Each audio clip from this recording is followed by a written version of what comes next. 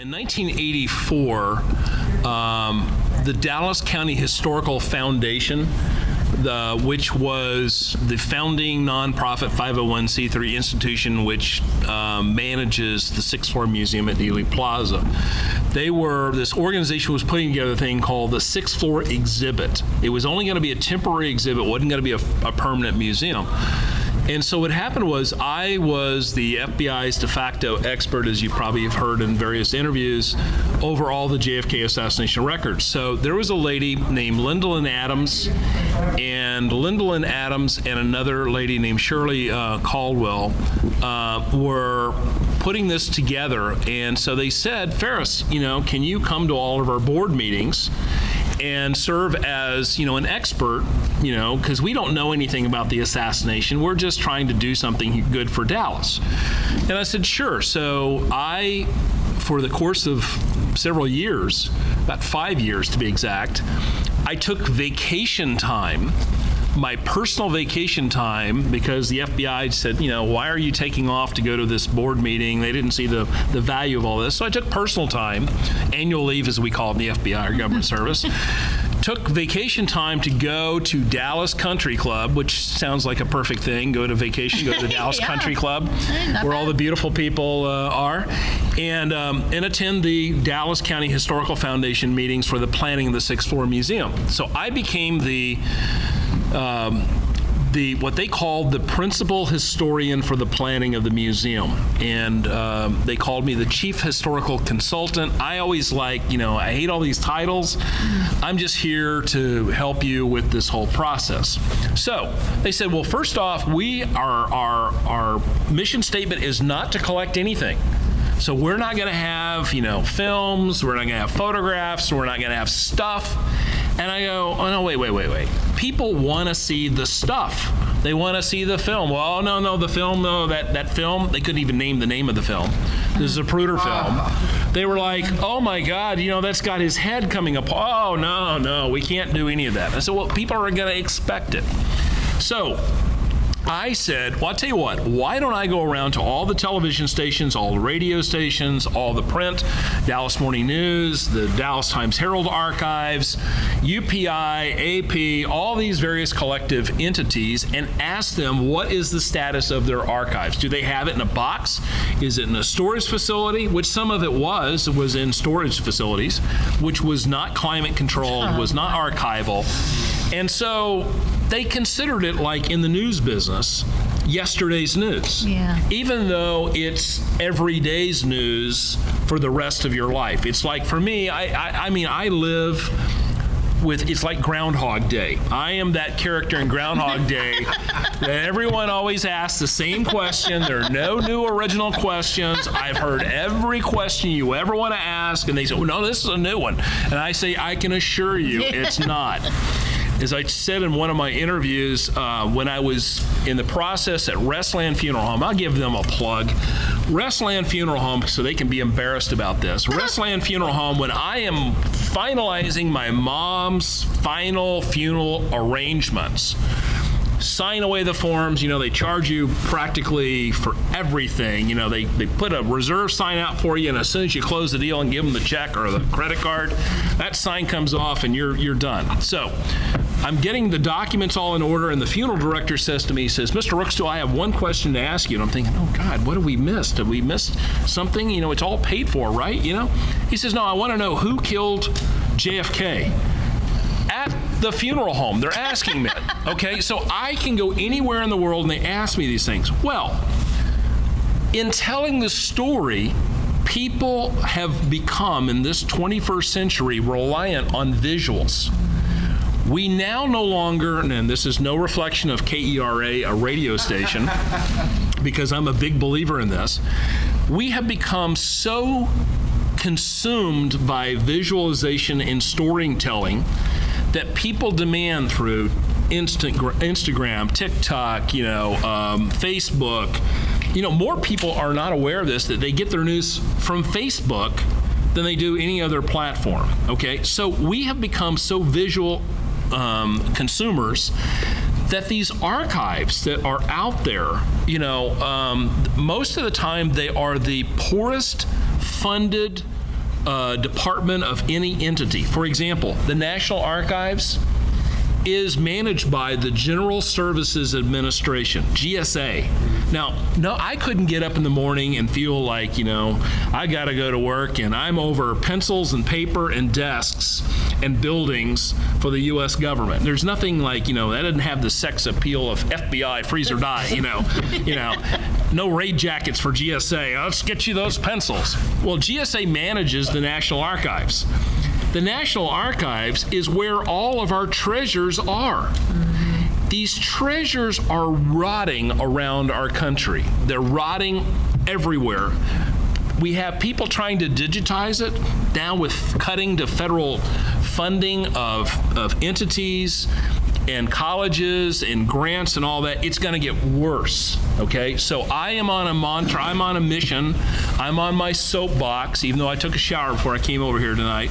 I'm on my soapbox to say, without people stepping up to preserve these things, history is going to rot and die and go bye-bye.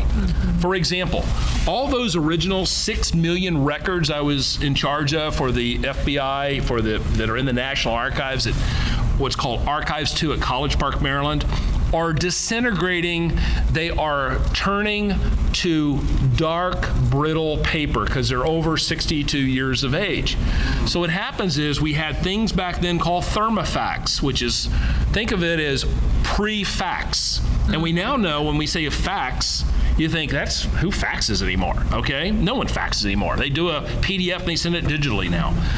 The problem with all these records is the degradation of all these things. So when you have an institution right here in town, Southern Methodist University, I am proud to say that I am actually in the archives. In 1968, I won Dallas County Dental Health Week's King of Smiles.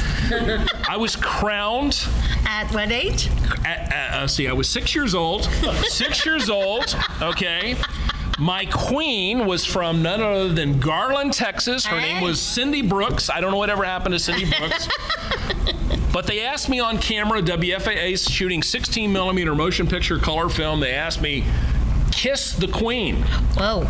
And I looked at the cameraman and I said, I'm sorry, I don't kiss strangers. And so they have this whole thing on film. Well, the Jones Film Library, was established in 1970. I'm a pioneer, I guess, from 1968.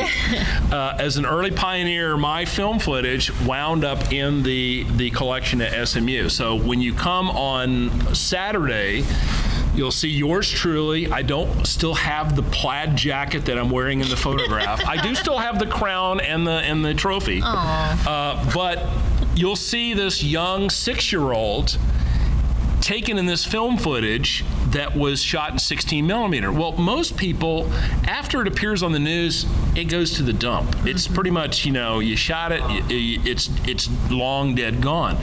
And I was able to discover in this wonderful archive. Now, what's great about this archive is it's not just Farris's archive of family pictures or whatever. This is films, this is news, this is a broad range of material that's kept in a climate controlled, I think it's 55 degrees.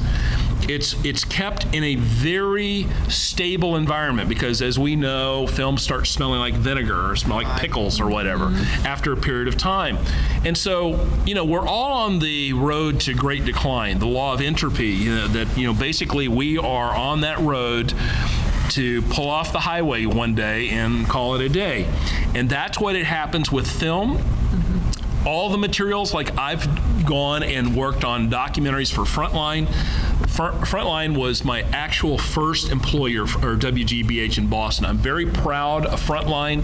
As I was telling Bill, in the days the glory days of when I was working for Frontline, we had great budgets, we had great people, and it was, in my opinion, it's the gold standard of investigative journalism, and I'm very proud to be an alumni of Frontline. And again, not to toot my own horn, my first paid producing piece I did for Frontline won a Peabody Award.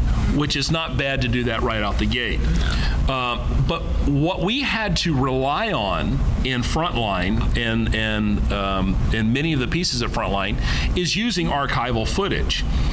If you, as I say, yesterday I was at the UT in Austin at the Briscoe Center for American History, which is a phenomenal archive as well, and I encourage you to explore that as well. They believe, and they are preserving still images. They have the largest collection of still photographers of this century. Next door, they have the famous first photograph from Niepce's View from a Window is preserved next door.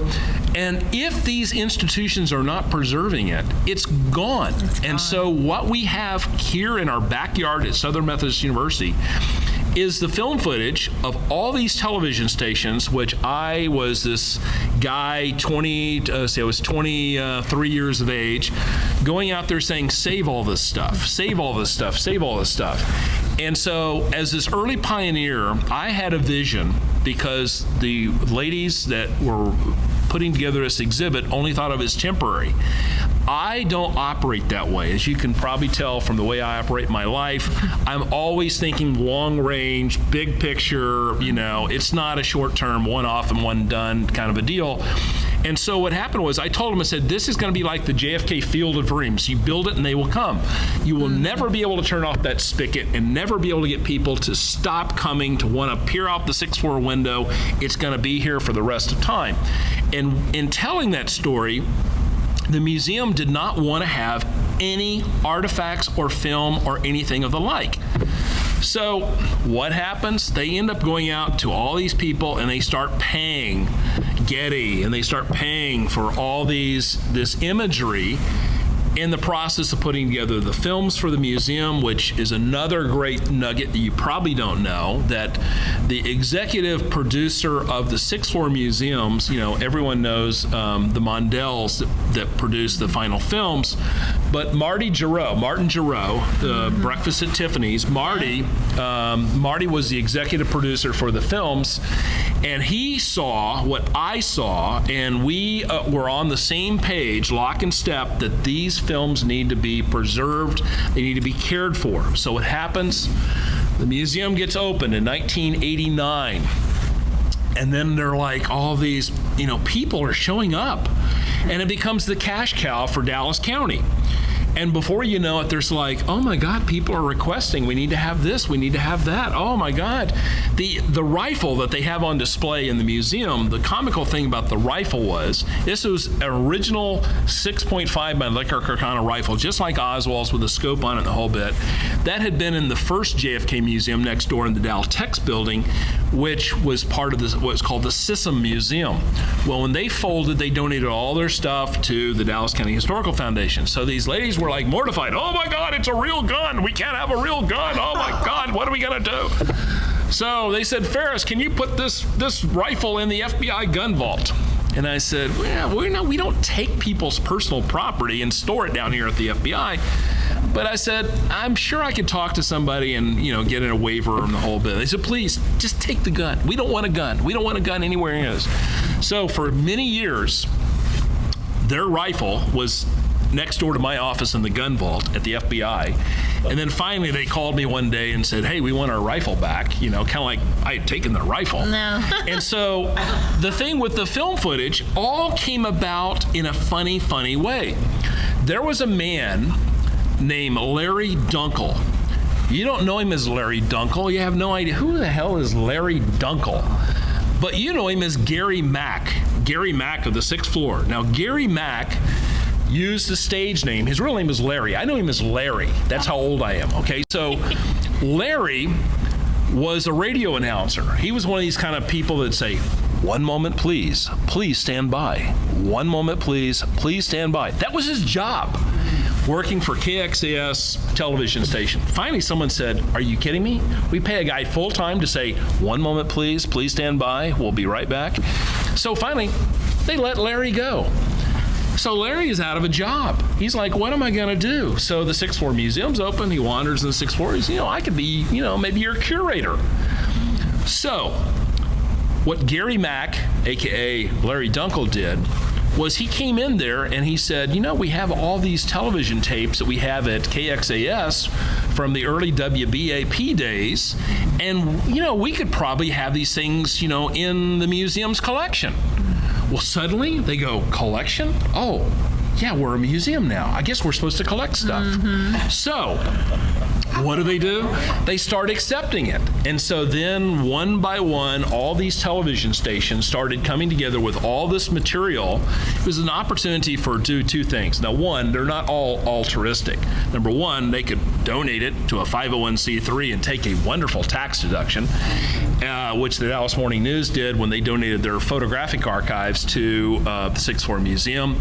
But then we had other films that were out there, one of which, when I was working for the FBI as a humble government servant for the FBI, we had the JFK assassination movie, the JFK, 1991 Oliver Stone movie, which the big mantra was release the files.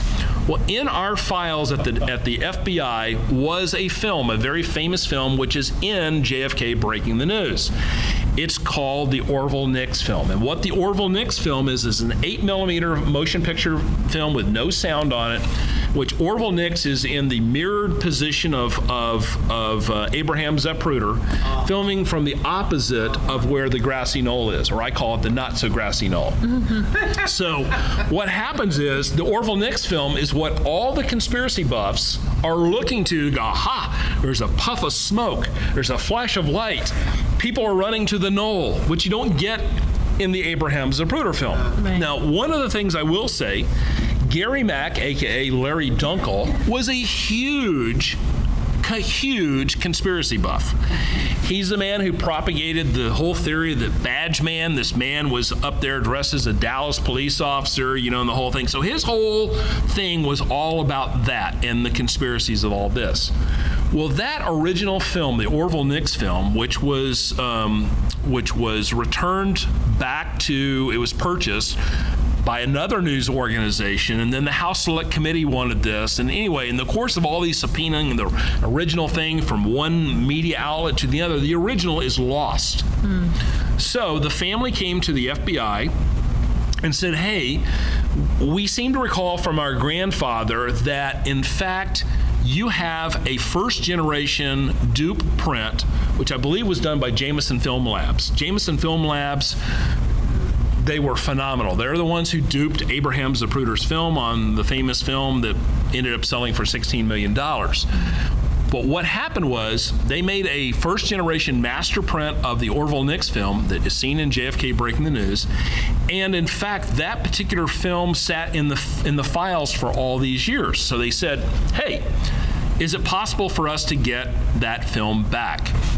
So I circle the wagons with the legal counsel and all the people in the food chain, high and low, at FBI headquarters, and we said, listen, we don't necessarily need this first generation copy. We can do with a modern day technology. We're not sitting around with our 8mm, playing stuff. We don't have a need for it, okay? But from an evidentiary standpoint, if there's only one known to exist, we should probably hold on to it, but we can deal with a copy.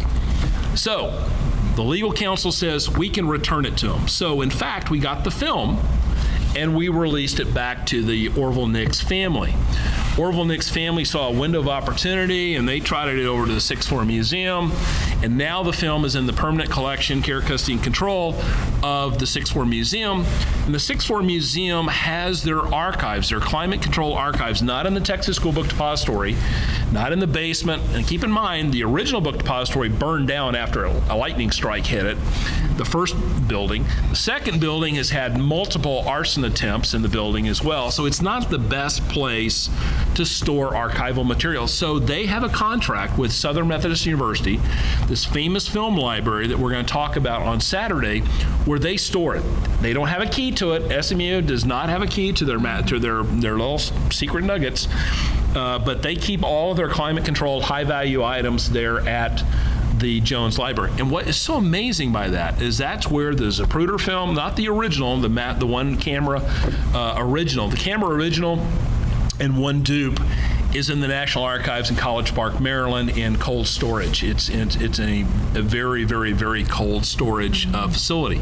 But what is here in town is priceless. Some of these other things that they have, things that you don't even imagine. And of course, like, when I was talking to the guys that are responsible for this, and they told them that, hey, yeah, if you go and look in February the 10th, 1968, you're going to see this little kid with a crown and a plaid jacket you can play checkers on. You're going to see this, and so they're able to add that to the metadata that is going to be in the textual, part of the archives. And so what you have is you end up having preserved all this information. And the thing that makes preserving film so important, especially from news gathering, it's the tangential information that you find either before on the leader of the film or after the leader, or like in the case of Jack Ruby. Jack Ruby came down there on the Friday midnight press conference when, people said he might have been stalking Oswald. No. Forget all that nonsense. There's no stalking Oswald. He had the pistol on him. He could have shot him then if you really believed that. But what he was doing was down there as a side hustle to get business to come to his strip club. So they would spend money and have a good time, and he saw it as a business opportunity. Out-of-town press, hey, come to my club, let me pass out cards. So when you have Ike Pappas of WNEW News is narrating the transfer, and he says, Mr. Oswald, what do you have to say in your defense? And it's like, bam, and then he says, Oswald's been shot. And of course, that happens on live television, which I was sitting watching on my 15-inch Emerson black and white television when Ruby shot Oswald, and I saw that. And of course, back then we didn't have instant replay, so what do? You get up. You don't sit there with a remote, because we didn't have remotes. And what do? You go back and forth on changing the channel. Does channel 4 have it? Does channel 11 have it? Does channel 5 have it? Who has it? Channel 8? Because we only had a few stations back then. But all the film footage, it came down to the only people that had it was WBAP. WBAP was carrying it live, and that was just one of those situations where Homer Vinso, who's featured in this documentary, he's getting the word to rack the camera to get a tight shot as Jack Ruby steps out and shoots Lee Harvey Oswald. George Phoenix, a dear friend of mine who's now departed, George is standing next to Ruby, and he's shooting 16 millimeter motion picture film for KRLD News. The dark humor is he didn't have a ride to go back to the station. They just dropped him off like, an Uber would today. So he's got this prize footage, that's going to go for CBS News, 16 millimeter film, and he's got no way to get back to the television station to get it processed to get it on the air. Well, now we have all this film footage, all of these footage from 16 millimeter to 2-inch tape. And then at WFAA, the first TV station I ever appeared on, and also won an Emmy Award for JFK 50 Novembers, the one thing that about all that tape takes, and 2-inch tape takes up a lot of space. And if you don't have a lot of space, it's going bye-bye. Yeah. So there was a man at WFAA named Bob Turner who had bought 2-inch tape in bulk. So Bob Turner is the patriarchal saint, in my opinion. I will always, bow down to Bob Turner for buying all 2-inch tape so that we would have the first breaking the news on TV. The first breaking the news on TV came from WFAA. First on the air in Dallas came from KLIF radio, where Gary DeLon ripped and read the UPI. 3 shots are fired at President Motorcade in downtown Dallas, and he interrupted the Chiffons radio station of the 45 single of I Have a Boyfriend. And they go on the air, okay? And so Gary's like in shock. Well, meanwhile, you have the calorically challenged Jay Watson from Channel 8 and Mr. Peppermint, Jerry Haynes. They're down there in Dealey Plaza when all shit breaks loose. And then they're like, holy shit, we got to get back to the station and get on the air. So they run. Jerry's a faster runner. Jay's a little chunky. And so what happens is they get back to the station. They're all out of breath. And what have they done? They rip and read the UPI report and they go live on the air. Well, you'll hear in the tape, you'll hear Jay Watson say, Bobby, and that's Bob Turner, are you rolling the tape? And that is what happened. Is the reason why WFAA has one of the best collections of JFK archival material, which was donated to the 6th floor and is also at SMU, is because Bob Turner had an abundance of tape. And, it's kind of like anything in life, whoever has the most, wins. And so in this case, all of these materials that we now see as what we tell the story with, what we now communicate, what people we've been spoiled to. We have become such consumers of stuff when it comes to visuals. Mm-hmm. People don't want to hear someone, like for example, KBOX radio in Dallas, they didn't keep the master tape that they had. And so what happened was, because they're taping over it. Yeah. They're cheap. They're taping over tape. So what happened is they ended up recording a fake, President Kennedy has been shot. President Kennedy has been shot. And you hear this thing all the time. It's recreated. I made in one of my Discovery films I made for television, I said we have to, as a matter of journalistic integrity, say that this is a recreation. Yes. Because, sadly, the 6th Floor Museum and other people don't always operate to my journalistic standards, and so they don't tell people. And people think that's the real, actual narration. You hear the sirens, but actually what they did was they went out, they sat in their cars, they cranked the sirens up, they did the out of breath, like, oh my God, kind of a thing. And that has become what people think is the actual recording of the assassination as it happened. It kind of becomes it kind of shows how, when truth or the legend, you print the legend, I mean, that whole thing with, it's like F. Lee Bailey, the famous attorney, once said, a certified rumor is better than a fact any day. Yeah. And I like Mark Twain's quote of get your facts first, then you can distort them as you wish. Well, but one of the things about all this is with news media was really in its infancy. And if you want to have if you really want to be amused and feel like, you're looking at like cave paintings and old, this is like, oh my God, the chain smoking and, it is so raw and gritty, but it tells a story. Yes. It shows how newspapers, people always thought if it's in print, it's got to be true. Okay, that was the mindset, which is almost how people view the internet. I read it on the internet, so by God, it's got to be true. But by God, if you saw it on TV, fake news, fake news, fake news, fake news. So you have all of this in place still to this day. It's how we have become accustomed to consuming information. This buffet that we have in life, there is no sneeze guard in real life, okay? It is as messy, it is as ugly as you get.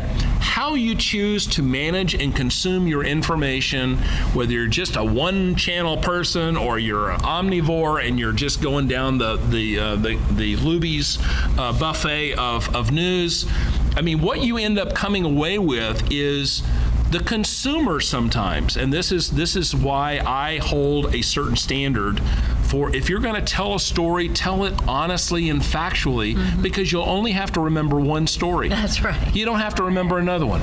So when you watch JFK breaking the news, you're going to come away from watching this, you're going to go, oh my God, how did this happen, And you realize how fragile our democracy is when a 24-year-old goob can get up in the southeast corner of the Book Depository building with a mail-order rifle, do the whole deed. Now, a lot of people say, oh, no, I don't believe, blah, blah. Well, okay, I'm not going to debate them.